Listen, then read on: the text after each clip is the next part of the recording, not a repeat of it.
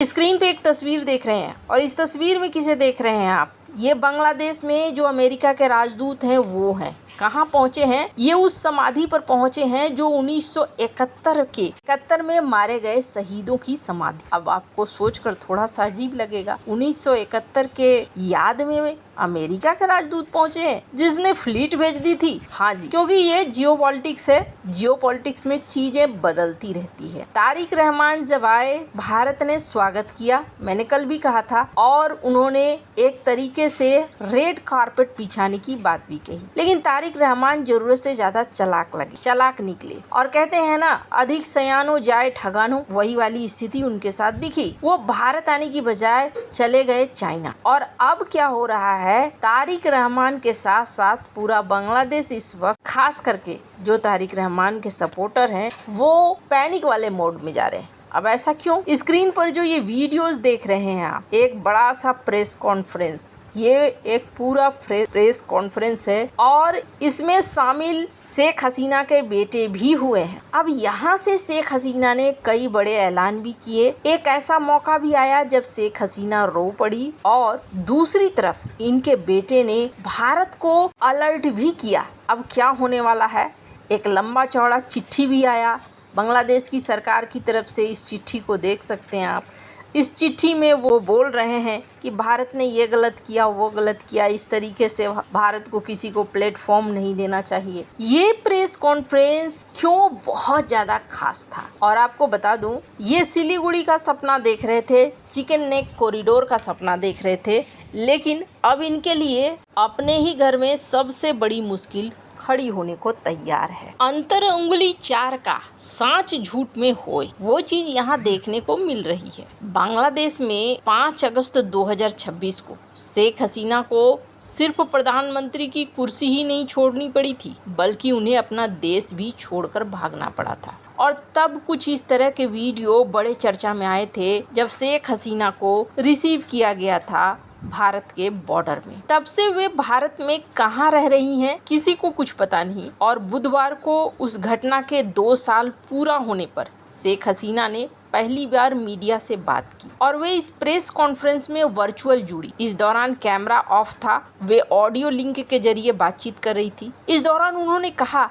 कि वो दिसंबर में बांग्लादेश जरूर लौटेंगी और अपने संबोधन के दौरान शेख हसीना भावुक हो गई और रो पड़ी। हसीना ने रूंधे गले से कहा कि वो 2 सालों से अपने प्यारे बांग्लादेश को तकलीफ झेलते हुए देख रही हैं। हसीना ने कहा कि ये वो बांग्लादेश नहीं है जिसे हमने बनाया था, जिसके लिए 1971 में 30 लाख लोगों ने बलिदान दिया था। बंद कैमरे पर 25 मिनट के संबोधन के दौरान हसीना ने कहा कि पिछले 2 साल में बांग्लादेश के लोगों ने बहुत दर्द झेला है, हर तरफ डर फैला हुआ है। उन्होंने एक बार फिर दोहराया कि वो इस साल दिसंबर में बांग्लादेश लौटेंगी, फिर चाहे उनकी जान ही क्यों न चली जाए। हसीना ने कहा कि वे मुझे फर्जी मुकदमे में फंसाने की कोशिश कर सकते हैं, लेकिन झूठे मुकदमों, दिखावटी सुनवाई और मौत की सजा से वो नहीं डरेंगी। अब यहाँ पर इस कदम को काफी बोल्ड और साहसिक कदम के रूप में देखा जा रहा है, खास तौर पर जिस तरह से उन्हें मोहम्मद यूनुस के अंतरिम शासन के दौरान देश के इंटरनेशनल क्राइम ट्रिब्यूनल्स ने नरसंहार का दोषी ठहराते हुए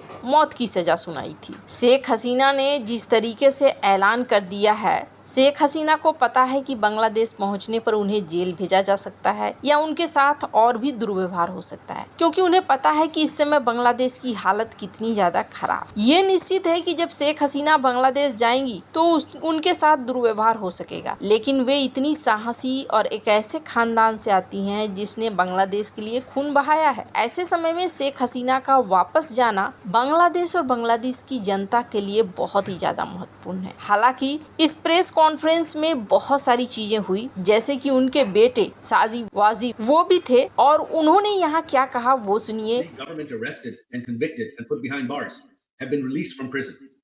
Hizb ut-Tahrir marches openly. Al-Qaeda operatives speak at public rallies. This is what is happening in Bangladesh, and this does not portend well for India and the world at large.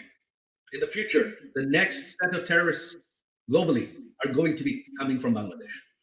unless this is stopped. ये भारत के लिए बहुत ज़्यादा खास है। शेख हसीना के बेटे साजिद वाजिद जोय का कहना है कि पाकिस्तान की खुफिया एजेंसी ISI बांग्लादेश में अस्थिरता फैलाने, चरमपंथी और आतंकी नेटवर्क को समर्थन देने की कोशिश कर रही है। उनका आरोप है कि बांग्लादेश के राजनीतिक घटनाक्रम को अगर आप देखें तो यहाँ पर ये देखने को मिल रहा है।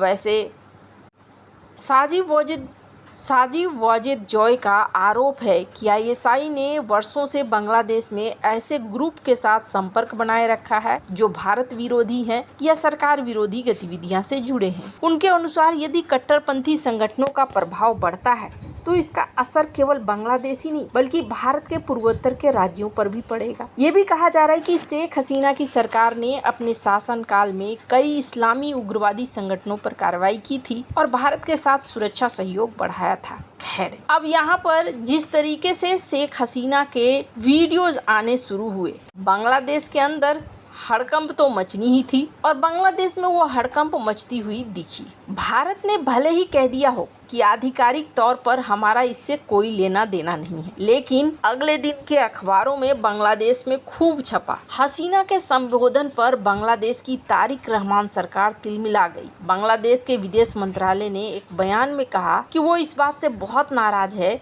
कि नरसंहार की दोषी शेख हसीना को दिल्ली में मीडिया से बातचीत करने की अनुमति दी गई। बांग्लादेश ने इसे देश की संप्रभुता और जुलाई विद्रोह में मारे गए लोगों का अपमान भी कहा। इसने ये भी कहा कि हसीना का खुलेआम मीडिया को संबोधित करना बांग्लादेश और भारत के रिश्तों के लिए हानिकारक। लेकिन आपको बता दूं, ये एक नया चैप्टर है जो जोड़ा गया है और इस प्रेस कॉन्फ्रेंस के साथ भारत असल में आक्रामक रुख अपना रहा है। सोशल मीडिया पर भी बार बार ये डिस्कशन हो रहे हैं। फरवरी में चुने जाने के बाद तारिक रहमान को रेड कारपेट का स्वागत दिया गया, जिसे उन्होंने ठुकरा दिया। अब अगर वो आते हैं तो उन्हें हसीना के साए में ही आना होगा और अगर वो टकराव का रास्ता अपनाते हैं तो भारत अपना रुख और कड़ा कर लेगा। हालात यही इशारा कर रहे हैं। अगर बात करें हसीना के मामले में भारत का हाथ मजबूत है। भारत इस वक्त वैसे भी फायदे वाली स्थिति में है क्योंकि गंगा ट्रीटी इस साल खत्म हो रही है। तीस्ता जल बंटवारे का मुद्दा भी है। तारिक रहमान भारत को परेशान करने के लिए